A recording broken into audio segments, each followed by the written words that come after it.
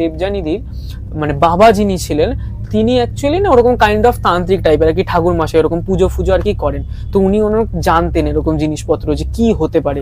তো ওনাকে বলা হয়, মানে দেবযানীদি বলে আর কি যে দাদা এই সরি বাবা যে এরকম এরকম না ব্যাপার হয়েছে, তো কি জিনিসটা না বুঝতে পারছি না। উনি এসে তো কি বলে তারপর ভালো মতো বিস্তার একদম শোনেন যে কি হয়েছে, একদম অক্ষরে অক্ষরে যেন ওনাকে বলা হয়। তো বলে, তো তখন উনি ওরকম যে কি কর ফর সামথিং ওরা গুনে না, গুনে ওরকম বুঝতে পেরে যায়।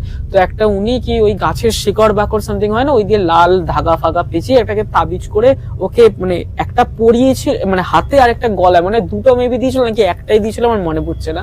তো যাই হোক ওরকম দিয়েছিল, বলেছিল এই তাবিজটা মানে টোটাল 1 বছর, গোটা 1 ইয়ার, মানে যতদিন বলে না ওষুধ কাটেনি ওরকম, যে মানে কাজ হয়ে গেল বলে 1 বছর ধরে ওষুধ কাটে না, তো 1 বছর ধরে যেন থাকেই।